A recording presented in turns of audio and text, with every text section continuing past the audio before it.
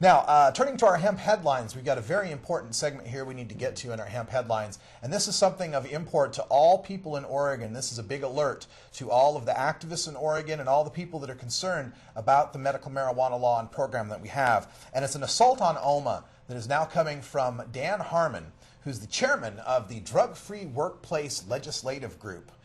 Lots of syllables there, so it must be important. Dan Harmon's part of the Harmon Construction and also one of these business leaders that do not believe medical marijuana belongs in Oregon. They don't believe that medical marijuana users should be able to work. They want to take away medical patients' right to work. Now, he's been giving presentations to chambers of commerce all around Oregon, spreading lies about medical marijuana. And we got report about a meeting in Albany from Sandy Burbank, who's the director of Mothers Against Misuse and Abuse. You can check them out at mamas.org. It's another medical marijuana group, and Sandy Burbank is a grandmotherly lady, one of the most gentle people you could ever want to know. She was ejected from one of these presentations after she paid her $20 fee to come into the presentation that was required for non-chamber members. Once they found out who it was, they kicked her out.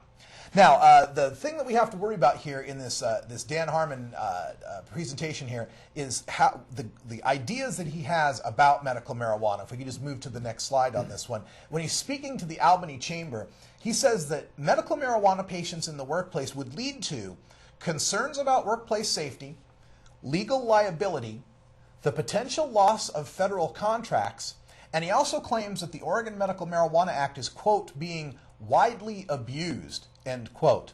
And I want to address these points by pointing to some data that is from both the Oregon Medical Marijuana Program and the Oregon Safety and Health Administration, the OSHA, here in Oregon. And on our next slide, what we'll demonstrate here is the red line shows you the non-fatal injuries on the job, which means you got an injury on the job, but you didn't have to take a day off work. And the red line shows you how back in 1997, 98, we were at about 4 to 3.5 per 100,000 incidences. Now, the green line shows you the number of medical marijuana patients in the state of Oregon, rising from 1999 about 500 patients or so, all the way up to the 15,000 patients that we had by 2007. And as you can see, as the medical marijuana patients line, the green line went up, workplace non-fatal injuries went down.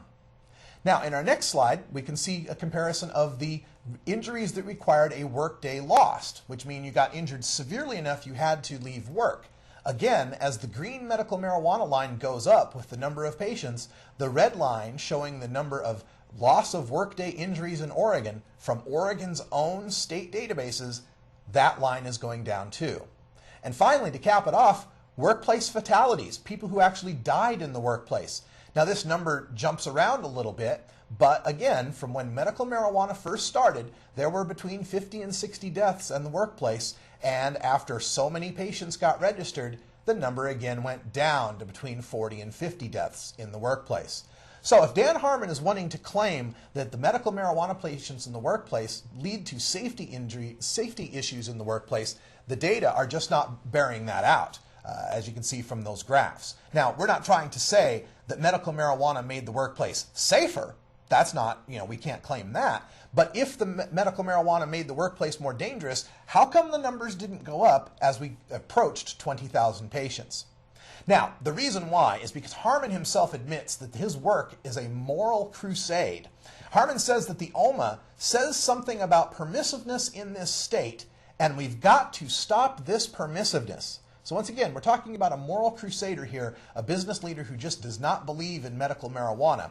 And so he and Associated Oregon Industries and all of the business leaders are getting together to lobby hard at the 2009 legislative session. This is why we want to get you active now. We want to get you thinking about this before the session comes up and being ready to write your legislators. Now, here's a look at some of the things that Dan Harmon is proposing in his assault on OMA. On our next slide here, he wants to first of all reintroduce SB 465. This was a bill that we got defeated at the legislature that would confirm that employers are not obligated to accommodate medical marijuana in any workplace regardless of where the use occurs. Basically, it means you can hang the no medical marijuana patients need apply sign, that no employer would have to hire anyone with a card, whether they're using marijuana or not. He wants to reintroduce SB 690 to establish the drug-free workplace program standards and protect employers from lawsuits for false positives, which basically means if you're drug tested for a job and you get a false positive because you're not a marijuana user, you can't sue the employer for any of the effects from testing for that false positive.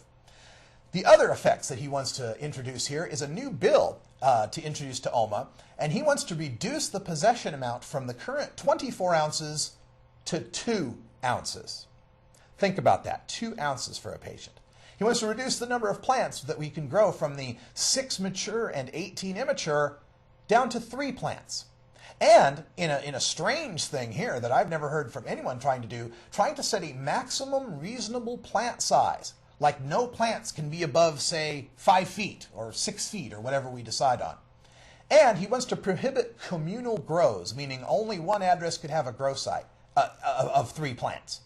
And he wants to require certification of a bona fide physician-patient relationship of a specific duration, which is basically a way of cutting out the medical marijuana clinics. He wants to make it so that your doctor, you have to see him for a certain length of time, and only he can write that recommendation. And as we know, so many doctors are afraid to write that recommendation or cannot because they belong to a HMO or other type of organization that bans them from doing so. So that's the Dan Harmon assault on OMA. We want to make you aware of that. A couple of other things he wants to add: requiring verification of dosage, frequency of use, and method of consumption from the doctor. Basically, your doctor would say, you're only allowed to smoke 1 gram every 3 hours, and you must use a vaporizer. Something like that. It could be something like that. He wants to require the unsuccessful use of Marinol before being granted a medical marijuana card. And as we know, Marinol doesn't work for many patients, and it costs $20 a pill. And finally, he wants to require the notification of the employer when an employee makes an application for a card. In other words, you have to have your boss's permission to get on medical marijuana. So it's a lot of stuff, Paul, and I know we threw a lot at you all at once, but what do you think about some of these things that he wants to do to OMA? I mean, I think he started off by saying it's right, is that people have to out there talk to their state representatives, state senators, because after the election is over, they're going to be talking to the public, having their town halls, talk about the upcoming session. And all the patients out there and their friends, relatives need to get out there and say, and bring this up to them, saying, look, we cannot have an employer playing doctor. Yeah. I mean, that's what it comes down to. Dan Harmon wants to have employers play doctor, wants to play doctor himself. He wants to make it basically impossible for poor people to ever get medical marijuana, because how can a poor person afford a doctor relationship over a long term, which he requires? He's basically, it's like, okay, if you're rich enough where you don't have to work, or you're self-employed, make a lot of money, and you see a doctor for a long time, maybe then you could have medical marijuana. A little. Tiny bit of medical. Tiny bit at a time. And his maximum size plant, well, that could be a little bonsai plant. Who knows, yeah. So this is a terrible, terrible thing that they want to do. So remember that name, Dan Harmon and the Drug-Free Workplace Group, and talk to your legislators, the new ones that get elected or the ones that remain elected, the incumbents, whoever they turn out to be. You got to call them, you got to talk to them and tell them enough. Leave OMA alone. And tell them your personal stories about how it's made you better, or your relative or a friend, somebody that's been made a whole person once again because of medical marijuana. Right. Put a face on it so they know they're discriminating against real people.